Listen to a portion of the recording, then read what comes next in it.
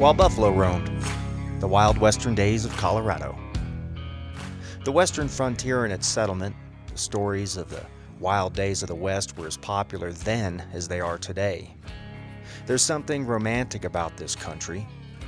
The plains and mountains, the rivers and valleys, the native inhabitants protecting their existence, and the brave men and women who risked everything to start anew in an unknown wilderness. These are the stories of frontier Colorado, while buffalo roamed.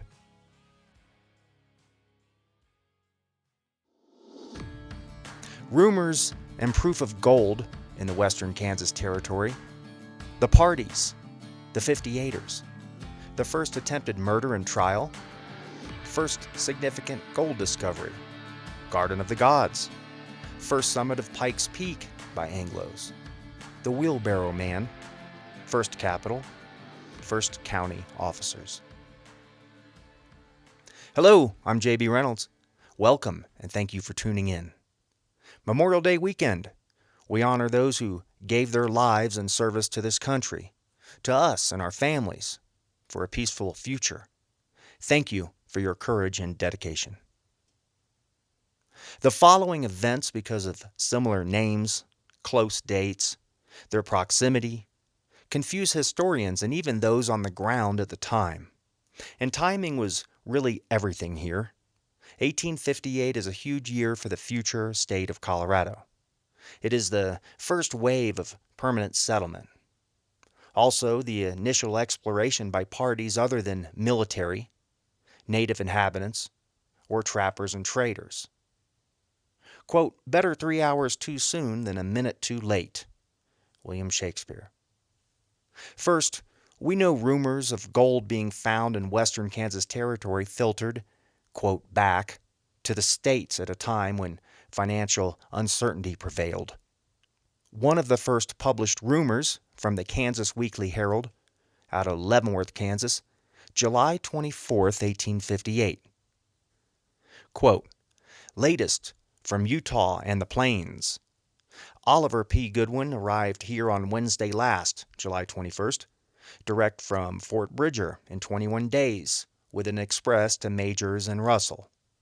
On the headwaters of the South Fork of the Platte, near Long's Peak, gold mines have been discovered and 500 persons are now working them. These mines are now yielding an average $12 a day to each hand. They are 175 miles from Fort Laramie and 25 from St. Vrain's Fort in Nebraska, end quote. The following, while inaccurate, was close in retrospect, and reports like this continued, creating much excitement. By the way, $12 a day would be around $500 a day today. Those with means and inclination, confidence, a certain measure of bravery, a particular frontier skill set, and availability gravitated towards others with similar goals. At the local shops, the store, they met and discussed possibilities, pros and cons. Those willing to press forward formed parties, elected leaders for the parties, planned and packed, then headed to the western edge of the Kansas Territory, near the foot of the mountains and the Continental Divide. Pike's Peak was a known landmark. The movement became known as the Pike's Peak Gold Rush, but in 1858, the early arrivals were grouped and known by the parties they traveled with. 4 parties in particular ignite the Pike's Peak Gold Rush of 1858-59, the 58ers and 59ers. These pioneers opened the door to the future state of Colorado. Definitely more of a symphony rather than a solo act. There were other parties and travelers, but for now we concentrate on the following 4, who all took the southern route, Santa Fe Trail, rather than the immigrant road up north, the Oregon Trail, in order of their arrival to the area. Number 1, the Russell Party from Georgia, also known as the Georgia Party, 107 souls, led by William Greenberry Russell. Number 2, the Lawrence Party from Lawrence, Kansas, just under 50 persons, led by John Tierney. They brought 10 wagons, 9 ox teams, 2 horse teams, 1 mule team, 50 head of cattle, and 8 loose horses. This group was certainly prepared for anything. Number 3, the Lecompton Party, left from the capital, Lecompton, Kansas Territory, with officers for the vacant county of Arapahoe. Probably traveled light, they were not sightseeing per se. They had a mission. Number 4, the Leavenworth Party, leaving from Leavenworth, Kansas Territory, a small group of only 6, led by General William Larimer, Jr. 1 ox and wagon, at least 2 horses, which were stolen. This party might have looked weak. The evidence will show otherwise. They were also more mission-oriented, not there for R&R. Other groups joined these parties en route or arrived later, but the aforementioned 4 groups are credited as the original and founding settlers of the area known as Denver Metro today, and it was the discovery of gold that lured them there. Without the enticement of gold, these founders would have pushed on to other ventures and most likely been successful.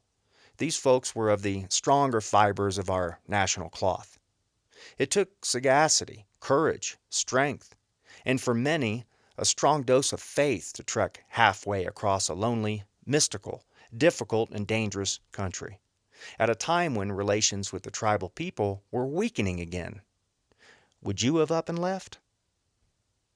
Without further ado, I present the parties, or 58ers. William Greenberry Russell, Green Russell, had already made a couple trips from his home in Georgia to California, getting in on the gold rush, and it's said that he did pretty good, but not, quote, good enough to stay there or move his family out west. He was married to Susan Willis, who was part Cherokee, and being part of that family had benefits, a network. Green was made aware of gold found along Cherry Creek by a group of prospecting Cherokees when returning to Georgia from California in 1848.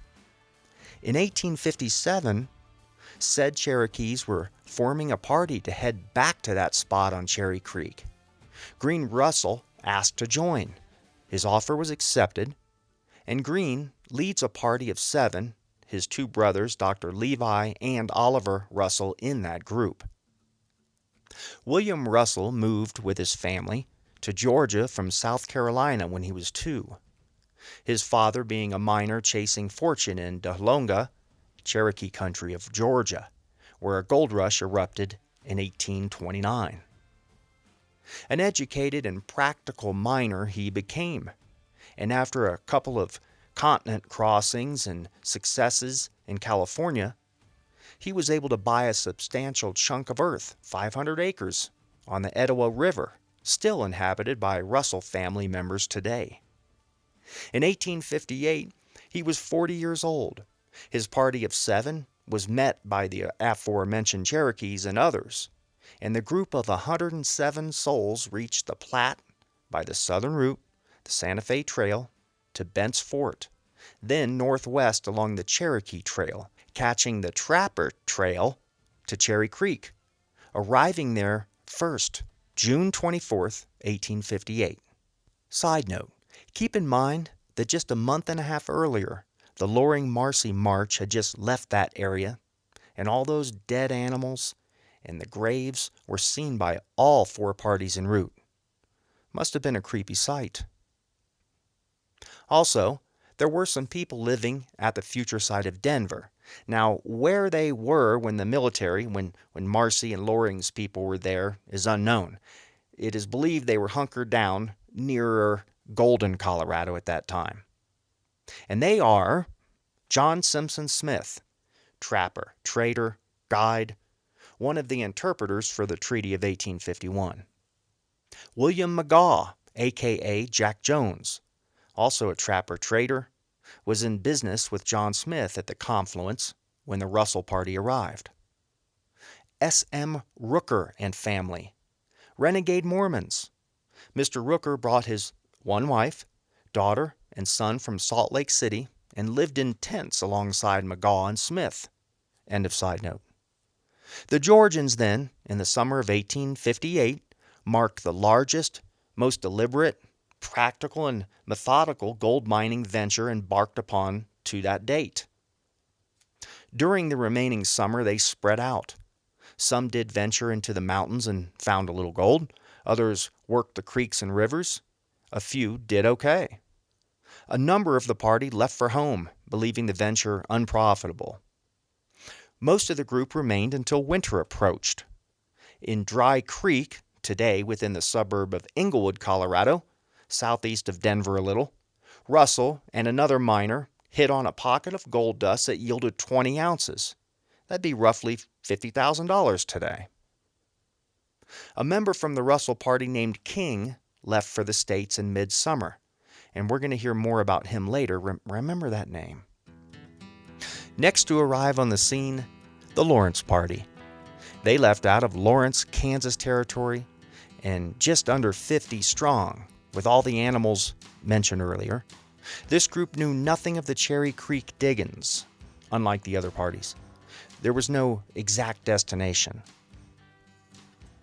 The following account of these well-outfitted explorers is from William B. Parsons, an attorney practicing in Lawrence, who was in the party and upon returning to Lawrence in December of 1858 wrote a guidebook for the trek to the Pikes Peak region, as did many others. We'll talk about that later.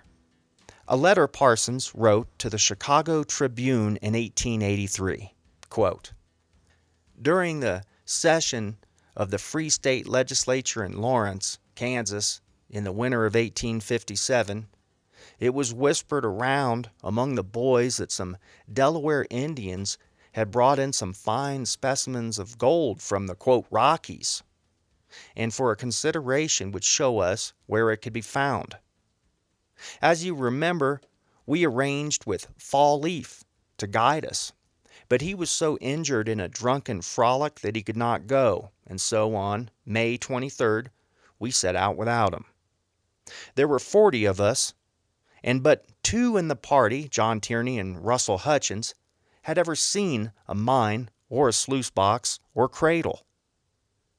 At Switzer Creek, now Burlingame, southwest of Topeka, we were joined by 3 men and 1 woman who had a baby 4 months old. At Colling Woods, John Henry Holmes and Julia Archibald Holmes and her brother met us, thus making our party number 47, exclusive of the baby. You will remember that the whole country beyond Council Grove, where now thriving cities stand, and the thundering trains of commerce pour wealth and prosperity on their way from the Atlantic to the Pacific shore, was to us terra incognita. We knew absolutely nothing of the route of the country except from the Fremont Report of 1842, and what little we could gather from bullwhackers of the greaser variety. There was not a house between Diamond Springs, that's 20 miles west of Council Grove, and Bent's Fort. The latter was identical with the building known as the, quote, commissary, when you were in command at Fort Lyon in 1862, and I was there with my Company G with the 9th Kansas. A young man by the name of Russell, let me break in here, this is not to be confused with Green Russell, with 4 assistants, had charge of the fort, and the plains around were dotted with teepees of Cheyenne and Arapaho. Russell had not heard from the, quote, States in 4 months. We camped in a grove of cottonwoods near the present site of Fountain City on the night of the 4th of July. We celebrated our country's birthday in true frontier style, and I ventured the prediction in a spread eagle speech that some of us would live to see 10,000 people in this region and weekly mail. Smart, wasn't I? On the 6th day of July, we camped at the gateway of the Garden of the Gods, and my tent was on the identical spot now occupied by General Palmer's residence. We corralled 100 mountain sheep on the high slate, Sharp Rock south of the gateway. On the 13th of July, 5 of us ascended Pike's Peak. I don't claim to be a hero and don't want immortality that way, but I've been told by old John Smith, Kit Carson, Jack Jones, and several other mountaineers whose names I forget, that I was the first person to ever set foot upon its summit. I wrote a letter from there to the St. Louis Democrat, and though I have the slips before me, I cannot tell the date of its publication. I have seen accounts of the ascension of the mountain by some Denver ladies long afterwards, and the claim was asserted that they were the first to plant their feet upon the summit.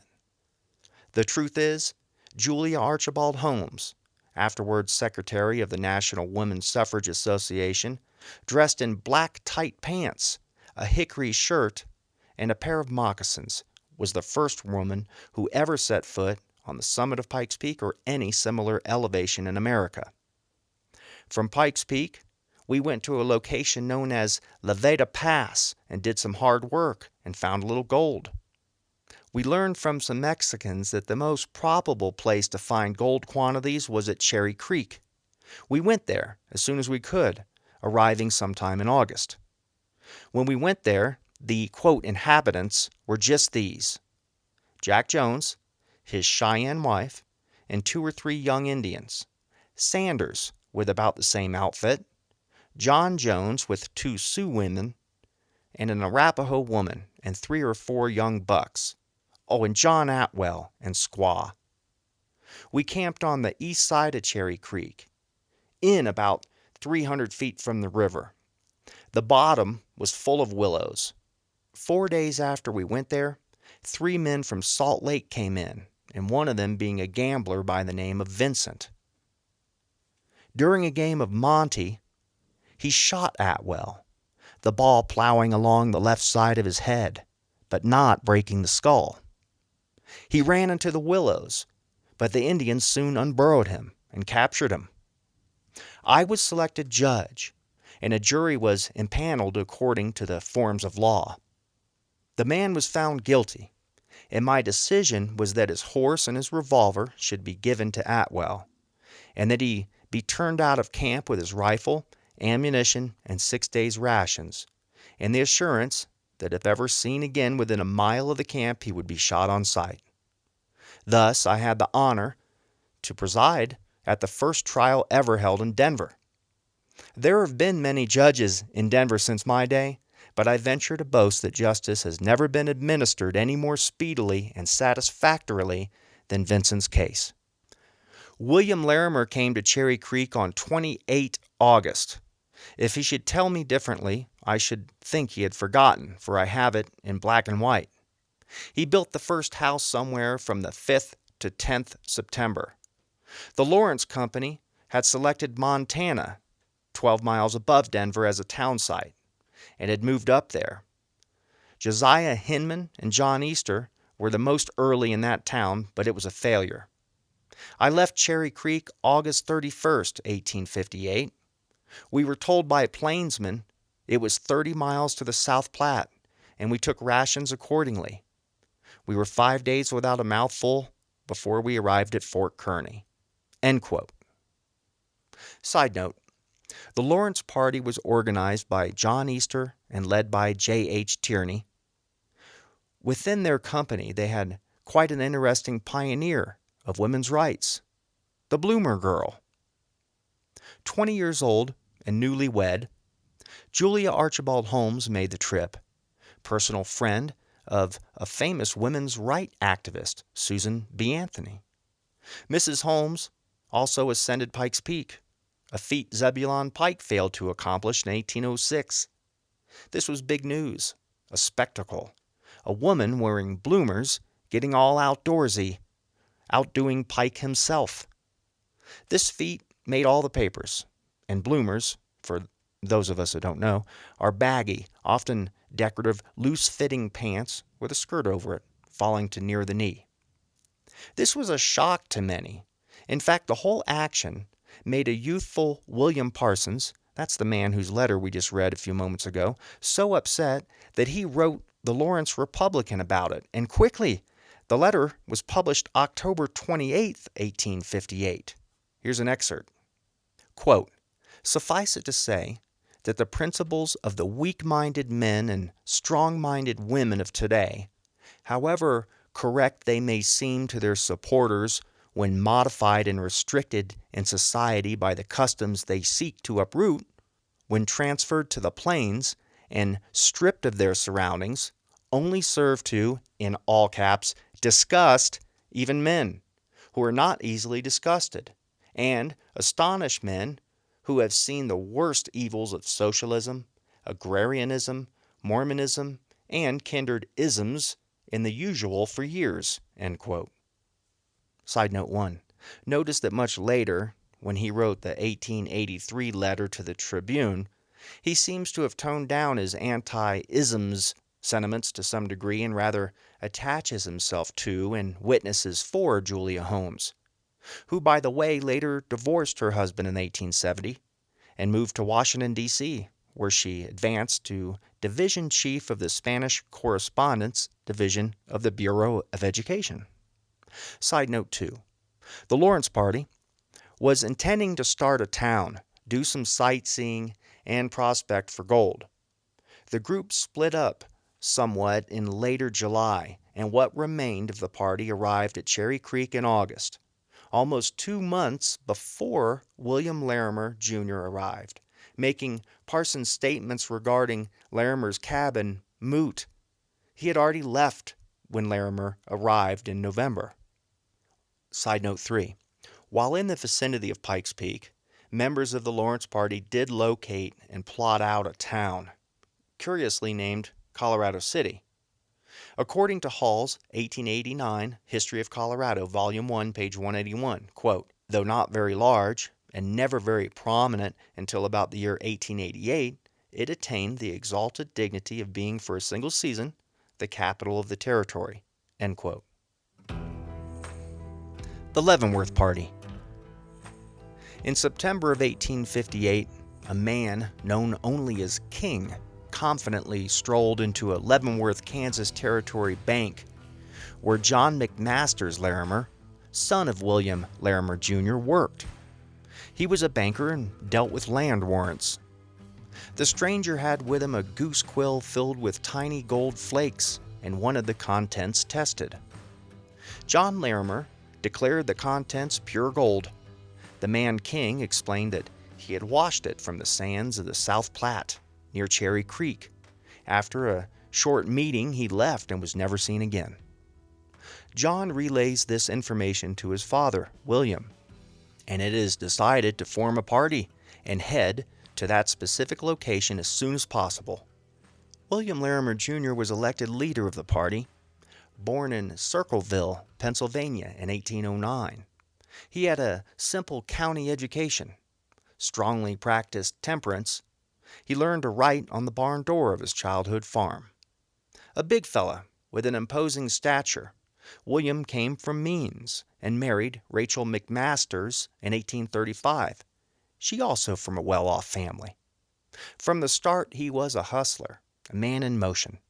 He started making good money in the freight business, then opened a general store, invested heavily in railroads, and started a bank, was involved in politics, and in 1852 he was appointed to Major General of the Pennsylvania State Militia, the title general sticking with him for the remainder of his life. A Protestant, more precisely a Presbyterian, an abolitionist, a proponent of women's rights, particularly women's suffrage, and Larimer was once very close to a gubernatorial nomination in Pennsylvania. That's a whole lifetime of action for most, but Larimer was only halfway done. The general earned and lost a handsome fortune by 1854, as an economic downturn approaching a panic hit the Pittsburgh area. Mr. Larimer owed enough money to make him quite nervous and embarrassed. Heck, he was a creditor himself. But with no liquid capital held by the local businessmen, a financial stalemate followed. So Larimer made a decision to do something. His move, start anew. He temporarily leaves his 9 children and wife in Pennsylvania and heads west to the Kansas Territory, hoping for a much-needed victory, desperately wanting to recover the security he had lost so quickly, almost overnight. A letter written by General Larimer to his attorney, Thomas Mellon, while in Nebraska Territory. Quote, Council Bluff, May 23, 1855.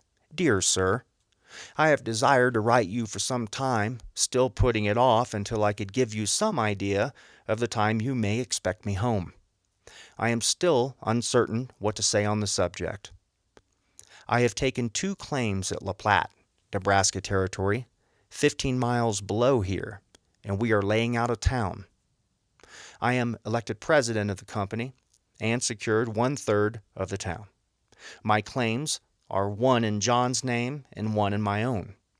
I hold a transfer of my claim to a friend here which I can record at pleasure if anyone troubles me from home. I have made known my true situation here to those interested, but it is not proper that the public should know it. I am therefore a landholder in Nebraska in my own name to the extent of a claim which is not yet paid for nor will be until the land is surveyed and in market. I wrote to Mrs. Larimer yesterday to see you about the laying off of the farm into lots of 5 acres each. If any want more, they can take as many 5-acre lots as they want. The piece next to the village, meaning East Liberty, now part of Pittsburgh, I want laid off in small lots. I would say not over 60 feet front. I think 30 feet along the main road, now Larimer Avenue, better, and in that case, persons can take 1 or more to suit. My interests prompt me to remain here for some time yet. I could do well by remaining here for some time. If I leave my claim and John's, I may have them jumped, as they call it here. Listener, remember that he just said that. I like this country very much indeed. I have written so much about it to Mr. Larimer, that's his father, that I dislike to repeat the old story to you, but suffice it to say that I think I can make a big raise here in a few years. I hope, Mr. Mellon, that you will take care of my interests. I confided my all to you for the benefit of my creditors, and feel assured you will give it attention. When I left home, you had so many things on hand that I fear you cannot give my business full attention. You must lay aside anything that interferes. I want to divide all I have, the toil of the best part of my life, to my creditors. I have quite a chance to be elected to Congress from Nebraska this fall. If so, the mileage alone for the 2 sessions amounts to $10,000. It is worth looking after. Besides, it gives me some little importance here, and particularly at home. I have fully impressed that my chances are equal to any other. Down at La Platte, where I stay, I am a great favorite. Give my kindest regards to all my creditors as they enquire for me. Call and see General Robinson, also Mr. Larimer. Yours truly, William Larimer, Jr. The general takes a year to cultivate his project of La Platte. Same name, but different town than the current Nebraska city founded in 1870. He constructs a fine home, starts a mill, and moves his family and some relatives, 18 in all, to the Nebraska Territory in late fall of 1855. His connections and spirit move him into Nebraska politics. He meets Commodore Decatur. This is Stephen Decatur, who we will officially meet a little bit later in Colorado. Bottom line is, Larimer was doing it again. His plan to start over was succeeding, a testament to his steady character, strong will. But fate would deal the family a bit of a kick when his new farm flooded to the tune of water in every direction for a mile. When snowmelt from a very snow-heavy Nebraska winter melted in the spring of 1856. La Platte died, and the family moved to Omaha. Larimer attempts another town named for himself, which also fails. That might be 3 strikes, but the general wasn't out or quitting. He moves the family to Leavenworth, Kansas Territory in the spring of 1858. It takes serious energy, and commitment to do that kind of moving, especially in that time with 18 people. They moved the house too, by the way. It's just about 6 months from that move to Leavenworth, Kansas territory that General Larimer gets the word from his son John about the mysterious man King, the Russell Party, maybe even the Lawrence Party, and gold found near Pike's Peak. Now, what do you think he did with that news, knowing him just a little? Of course, he wants in. He could erase the failures of La Platte and Larimer City by making a new town and investing in its infrastructure, if only it would take off.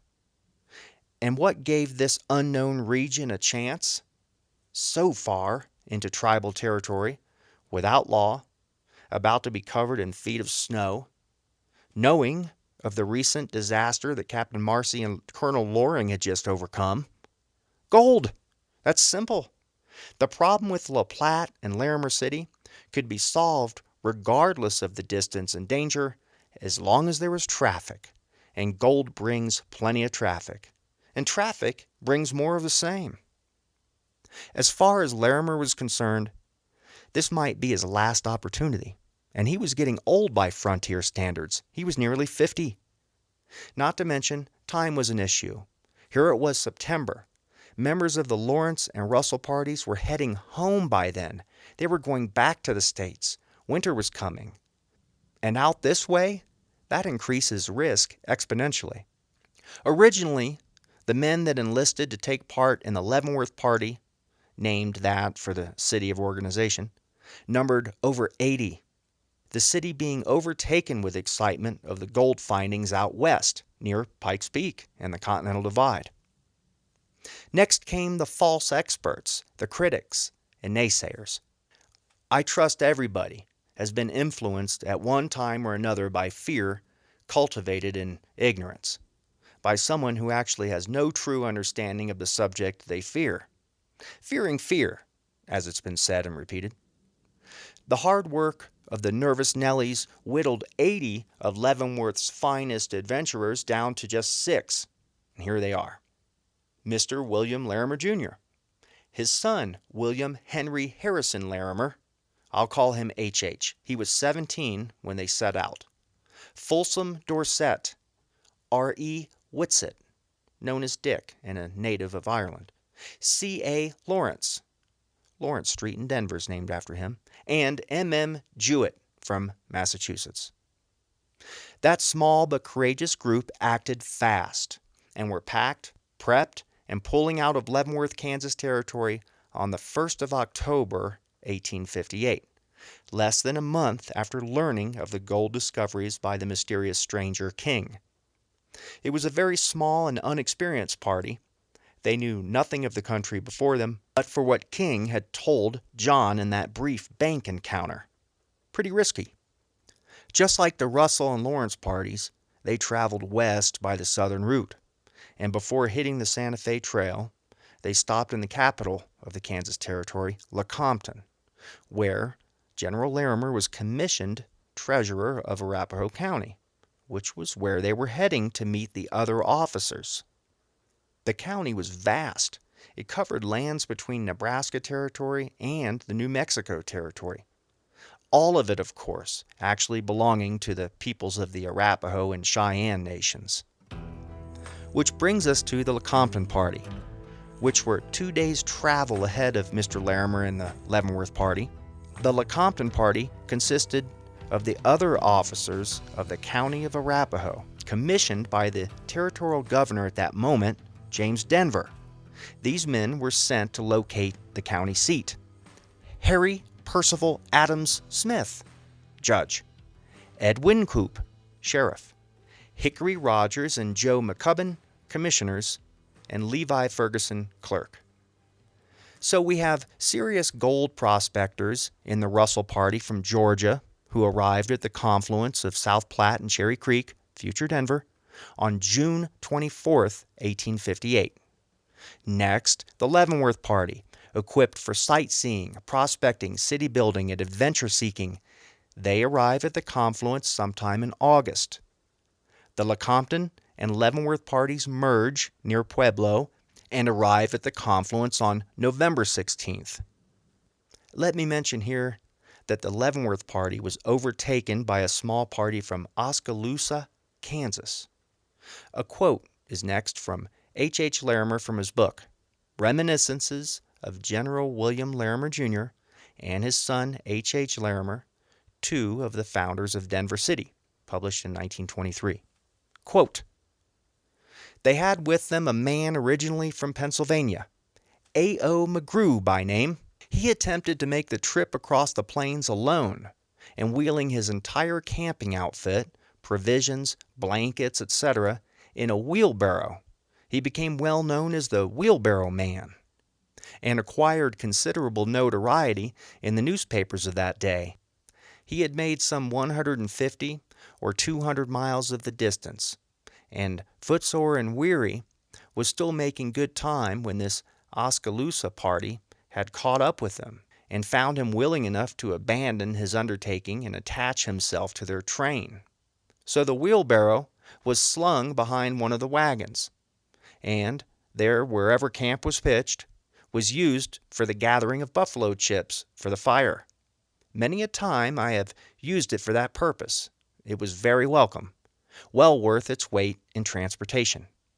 Our two parties remained together for the rest of the trip up the Arkansas River." End quote.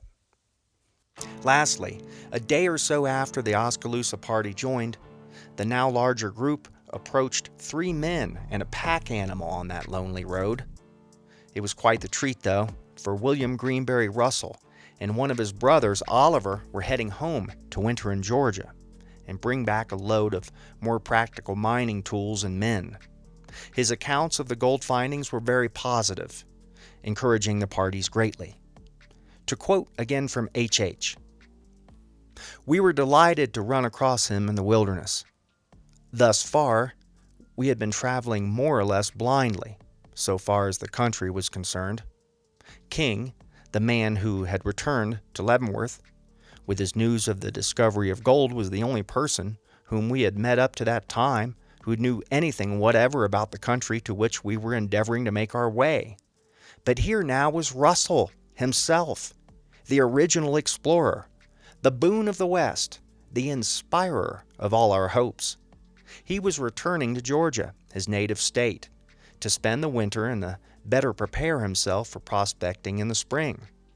Of his companions was his brother, J. Oliver Russell, and he had left another brother, Dr. L.J. Russell, on Cherry Creek. He gave us all the information he could in regard to the country, as his findings and a general idea of the locality where we could find remnants of his party. He expressed great faith in the country and the conviction that gold would be found in paying quantities. He had several ounces of gold with him, which he showed us. Our meeting with Mr. Russell probably did not last more than half an hour, but we told him of the excitement on the Missouri River over his discoveries and predicted that early spring would flood the country with prospectors, and that development of the country would proceed rapidly. Up to this time he had heard but nothing of what was going on in the States. He said, in advice to us, that almost nothing could be done in the mountains until spring, and by that time he would be back with some practical miners from his own state, and would thenceforward make this territory his home. Of course, if he had been leaving the country in disgust, it would have dampened our ardor, but, as it was, he left us filled with hope and encouragement. He said we should never regret our undertaking, and I can say now that we found everything just as he represented it, then and thereafter." End quote. Then and thereafter. William Greenberry Russell and William Larimer, Jr. Forever those two names would appear near one another with respects to frontier Colorado, whether in print, digital media, on local maps, county signage, lore, or a simple and true story told by a mountain mailman who still believes these men deserve some attention. For there are so many others who have accomplished so very little by comparison. Annoying and loud, these popular figures wallow and slip, trying to convince you they've done something marvelous. We've just now begun this story. The Titans have arrived, and more are on the way. The 58ers, the buds of destiny, are swollen fat and will begin to open, ready for the necessary ingredients to come to full bloom. In October of 1858, during this movement towards the area of future Denver, 30 miles north of the confluence, from a distinct party led by Thomas Akins, the settlement of Boulder begins in Boulder Canyon. That party also pursuing gold.